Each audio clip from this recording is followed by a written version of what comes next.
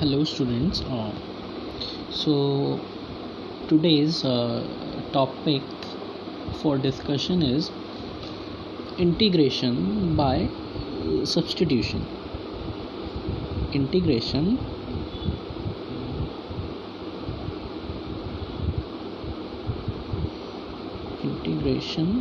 by substitution.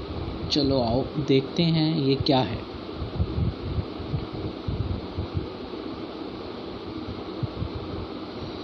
Integration by substitution basically एक integration करने की टेक्निक है.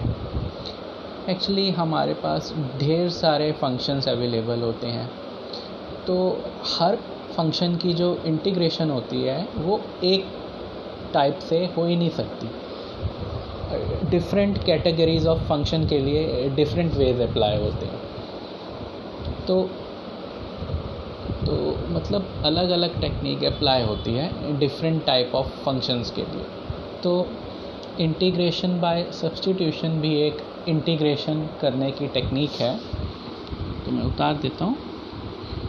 It's a technique of integration. Technique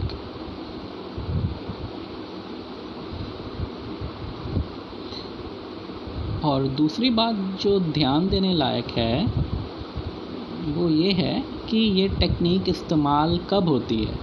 when integration by substitution is used. तो मैं इस कंटेक्स्ट में ये बताना चाहूँगा कि इंटीग्रेशन बाय सब्स्टिट्यूशन तब यूज़ होता है जब एक फंक्शन में f(x) और f'(x) ये दोनों चीज़ें अवेलेबल हों. एक फंक्शन और एक उसका डेरिवेटिव, ये दोनों चीज़ें अवेलेबल होनी चाहिए. हम इसे रेस कर रहा हूँ, आप इसे उतार लीजिए. आई am raising it. So this technique is used when f(x) and f'(x) are both available in the function.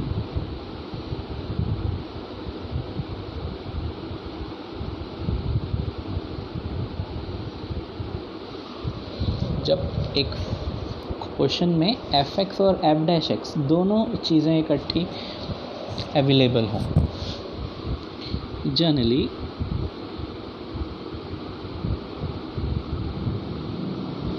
they appear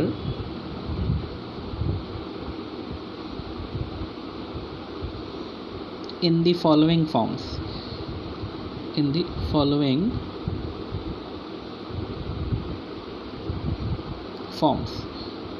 अभी मैं उतार रहा हूँ ये किस टाइप से f(x) और f'(x) अपीयर हो सकते हैं क्वेश्चन में. आप इसे उतार लीजिए और फिर मैं इरेज करने के बाद ये आपको एक्सप्लेन कर दूँगा.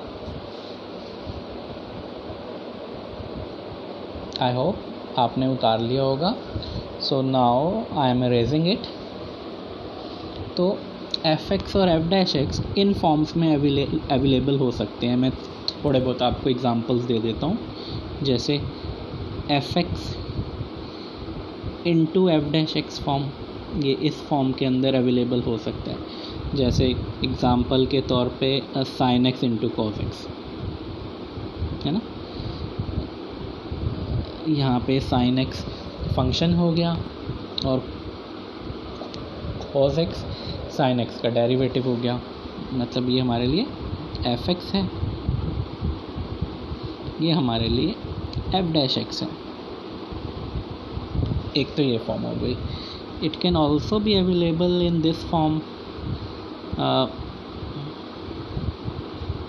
f'(x) अपॉन में f(x). ये इस फॉर्म के अंदर भी अवेलेबल हो सकता है, या इस फॉर्म के अंदर भी अवेलेबल हो सकता है. एफ एक्स अपॉन में एफ डैश एक्स।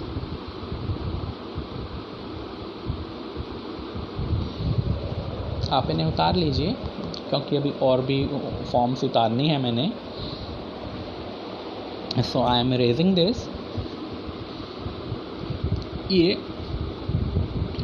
इस तरह से भी अपीयर हो सकता है, एफ एक्स का होल स्क्वायर, या we can say that f x raise to the power n into में एफ डैश एक्स,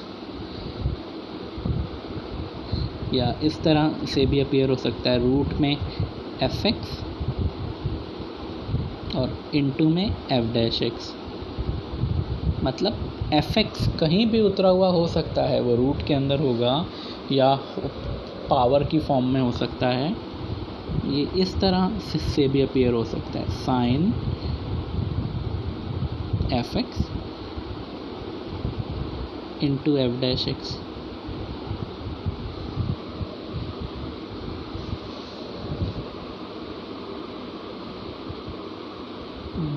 बहुत सारे रास्ते हैं इसमें ये अपीयर हो सकता है। Cause inverse f x into में f dash x, so etcetera. There are various such forms in which fx and f dash x can appear।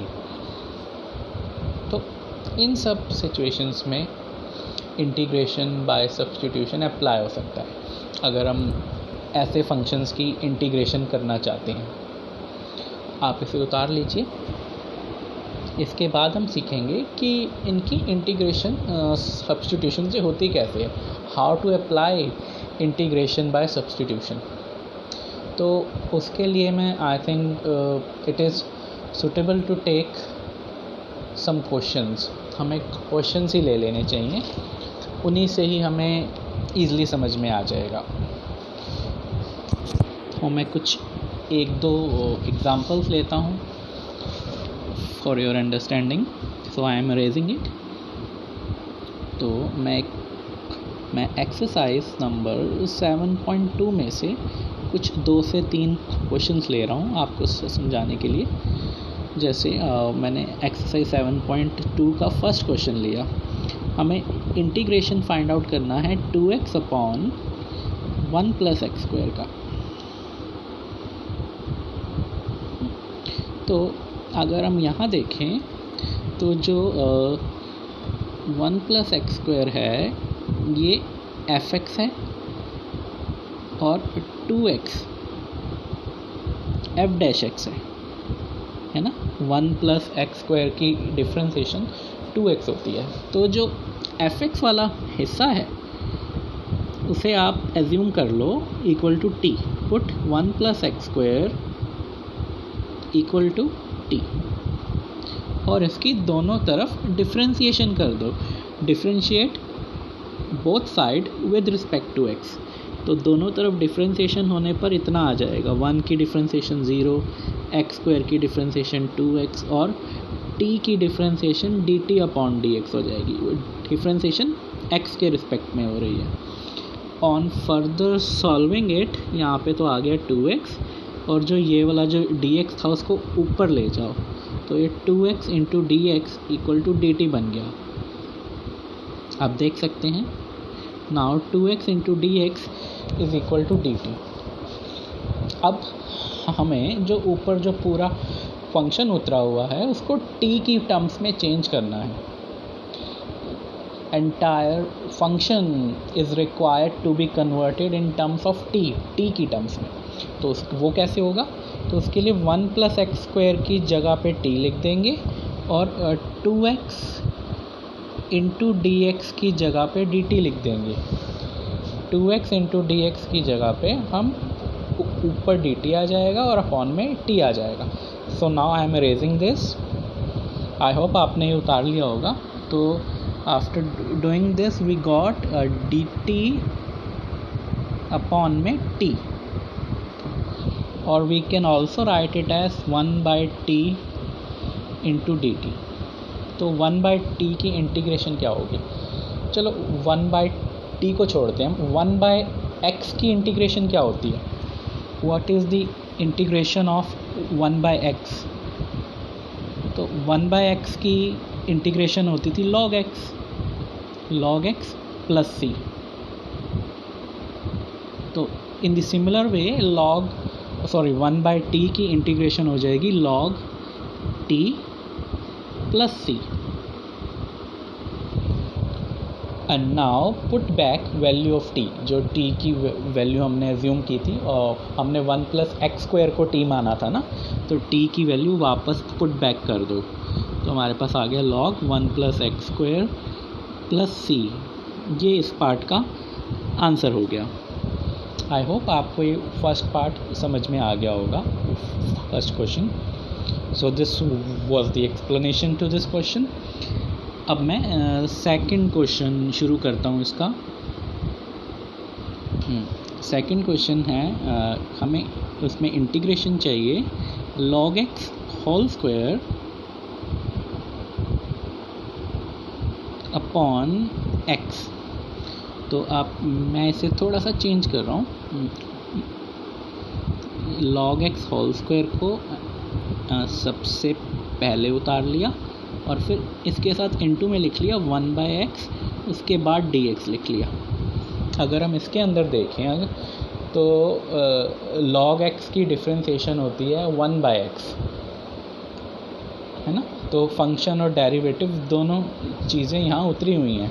log x भी उतरा हुआ है, बट वो बात हो रहा है वो होल स्क्वायर में है. log x भी उतरा हुआ है और उसका डेरिवेटिव 1/x भी उतरा हुआ है. तो हम जो fx वाला हिस्सा है उसको t मान लेंगे. तो हमें इस हिसाब से log x को t लेना पड़ेगा. log x होल स्क्वायर को t नहीं लेंगे, log x को t लेंगे, क्योंकि सिर्फ log x का ही डेरिवेटिव यहाँ पे अवेलेबल है 1/x. जो 1/x उतरा हुआ है वो log x का डेरिवेटिव है, तो इसलिए हमने log x को t लिया है. जिस चीज़ का डेरिवेटिव अवेलेबल है क्वेश्चन में, हम उसी को t मान सकते हैं. So now differentiate both side with respect to x. तो डिफ्रेंशिएशन होने पर हम log x की डिफ्रेंशिएशन 1/x हो गई और t की डिफ्रेंशिएशन हो गई dt अपॉन dx. अगले स्टेप में dx को आप दूसरी तरफ ले जाओ, तो ये बन गया 1/x into dx equal to dt. Okay, तो अब फिर वापस हम ऊपर वाले फंक्शन को t की टर्म्स में चेंज कर देंगे. तो वो चेंज कैसे होगा?